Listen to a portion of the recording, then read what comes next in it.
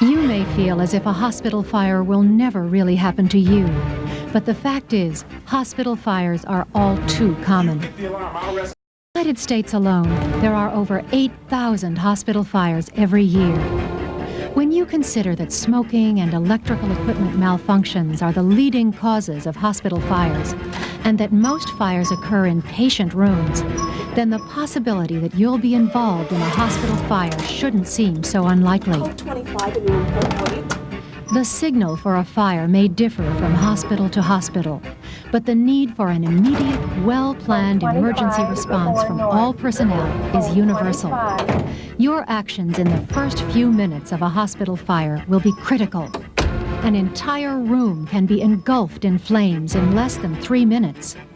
3 to 5 minutes of uncontrolled fire can fill an entire corridor with smoke and toxic fumes. Your ability to respond quickly and effectively in a fire emergency can make the difference between containment and catastrophe. Inaction, indecision, or inadequate measures during these crucial early moments of a fire can cause tragic losses to patients and personnel.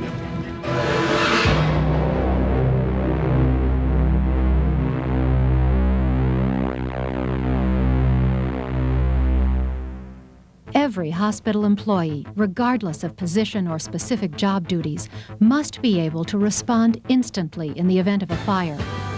Because fire emergencies are highly stressful events, it is helpful to learn the acronym RACE to help you remember what steps to take in the event of a fire. RACE stands for Rescue, Alarm, Confine, and Extinguish. Rescue. If you should discover a fire in the hospital, your first duty is to rescue anyone in immediate danger. If other employees are nearby, tell them to activate the fire alarm and get help. If the fire is in an occupied patient room, you should remove the patient immediately to the safety of the hallway with a rapid rescue method. You may have to disconnect IV pumps, traction, or other equipment, and turn off the oxygen supply. Alarm. Sounding the alarm is often done concurrently with the rescue. All employees should know the location of fire alarms in their work areas and how to use them. After sounding the alarm, you or a coworker should immediately phone the hospital switchboard and give the exact location and type of fire. Confine. Following the rescue and the alarm, the next step is to confine the fire. Close all doors, windows, chutes, or dumbwaiters. If oxygen is being supplied to the room, turn it off. It is imperative that all doors from the room to the corridor be closed and latched as soon as possible.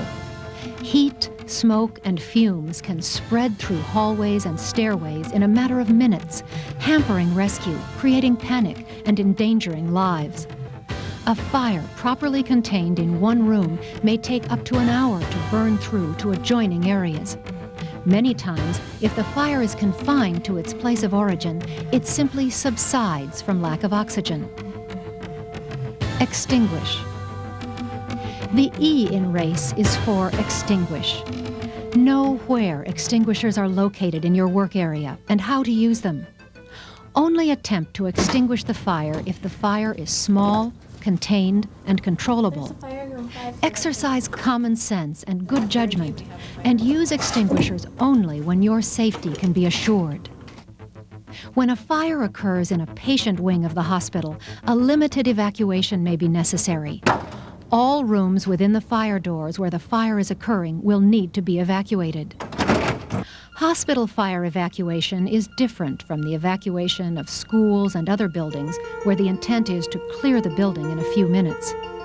Hospital evacuation involves 3 stages. The first stage, and usually the only stage needed, is horizontal evacuation. This consists of moving all the patients in the affected area through the fire doors and into an adjacent safe area. The second stage of hospital evacuation, called vertical evacuation, involves moving all patients to a safe area on a lower floor. Vertical evacuation is only necessary in a major fire, where flames, smoke, or fumes are spreading or threatening to spread to another floor of the building. The third evacuation stage, evacuation of patients out of the building, is done only as a last resort in the multi-story hospital. With most hospital fires, evacuation does not proceed beyond the horizontal evacuation. In this evacuation, patients in immediate danger or nearest the fire should be moved first, ambulatory patients next, followed by non-ambulatory patients. Ambulatory and semi-ambulatory patients should be assisted in leaving their rooms and moving through the fire doors to a safe area. All doors and windows should be closed as the rooms are vacated. As each room is cleared of patients, a pillow should be left outside the closed door to signify that the room has been checked and is empty. Non-ambulatory patients should be evacuated next, using gurneys, wheelchairs, or two-person carrying techniques if necessary. If there is time and personnel available, patient charts should also be removed from the fire area.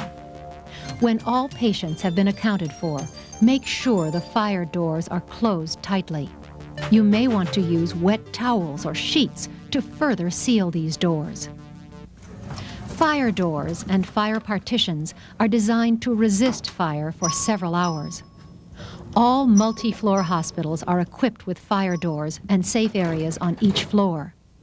To make good use of these safe areas, all employees need to be familiar with the fire and evacuation plan for their department or work area. In addition to knowing the fire plan, hospital employees need to be on the lookout for potentially hazardous situations in their work areas. Automatic closing fire doors are activated by the alarm system. Keep corridors clear and make sure these doors are not blocked.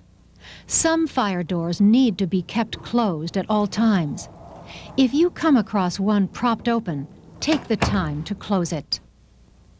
Be on the lookout for blocked sprinkler systems. Move objects stacked too near the sprinkler outlets. Report and remove from service all malfunctioning electrical equipment. Fire prevention and safety begins with common sense and your familiarity with fire safety systems. Using the RACE Fire Safety Plan requires you to know basic rescue techniques and how to operate a fire extinguisher. All fire extinguishers are clearly labeled for A, B, or C class fires, or some combination of these. Class A fires are fires of ordinary combustibles like wood, paper, cloth, drapes, or bedding. Class B fires involve flammable liquids such as grease, paint, or oil. Class C fires are those originating in electrical equipment. Each extinguisher is designed to handle a specific class or classes of fire as specified on the label. Using the wrong extinguisher will not only fail to put out the fire, it may actually spread it or cause injury to the operator. Using a Class A extinguisher, for example, which contains pressurized water, on a Class C electrical fire is likely to cause electrical shock to the operator. Many institutions use only the ABC type of extinguisher, which is effective on all common types of fires. To use a fire extinguisher, remember the acronym PASS. P means pull the pin. A, aim the extinguisher nozzle, horn or hose, at the base of the fire. S, squeeze or press the handle trigger. And S, sweep from side to side at the base of the fire until it appears to be out. Shut off the extinguisher. Watch the fire area in case the fire breaks out again, and use the extinguisher again if necessary. Fire extinguishers can serve as the first line of defense in putting out small fires or in controlling contained fires until the fire department arrives. Use good judgment and only attempt to extinguish a fire when your safety can be assured. If you should discover a fire in a closed room, or if you are returning to the fire scene following the rescue, alarm, and containment, check the door to the room before entering. If the door is hot to the touch, do not open it. A hot door means there is a large fire raging inside, ready to spew forth heat and smoke if you should open it. If the door is hot, extinguishing the fire or rescuing anyone inside will not be possible. Attempting these steps at this stage of a fire will endanger yourself and everyone in the hospital. The only safe option at this point is to keep the fire contained. Place a wet towel under the crack of the door to seal off the supply of oxygen to the fire. The RACE fire plan also means you should know the basic rescue techniques to use in a fire emergency. If a patient is conscious and semi-ambulatory, assist the patient to their feet and, standing behind the patient, reach under the armpits, gripping your wrists across the patient's chest. With feet wide apart, walk the patient out of the room. If you are alone and the patient is non-ambulatory or unconscious, the sheet slide rescue should be used. To perform this rescue, lower the side rails on the bed. Remove or relocate any equipment connected to the patient and turn off the oxygen supply. Remove the top coverings from the bed. Undo the bottom sheet and wrap the patient's feet to keep them together. Then dangle the feet off the edge of the bed. Move back to the head of the bed and roll the sheet up tight to the patient. Brace the bed with your legs and pull the patient to the edge of the bed. Turn parallel to the bed with your knees bent and your back in the neutral position. Reach over and slide the patient onto the ramp formed by your legs. Grasping the sheet firmly, slide the patient down your legs to the floor. Lay the patient's head down gently and drag them from the room by the feet. If 2 staff people are available, it is faster and safer to use a 2-person rescue. The extremity rescue is one of the fastest and easiest. The rescuers first remove the patient's top bedding and slide the patient to the edge of the bed. One rescuer raises the patient to a sitting position, while the rescuer at the head of the bed places both arms under the patient's armpits, gripping both wrists across the patient's chest. The second rescuer swings the patient's legs free of the bed and grasps the patient above the knees. Together, they gently ease the patient from the bed and out to safety. To unload, the rescuer holding the patient's legs stoops to the floor, while the other rescuer lets the patient slide down their body to the floor.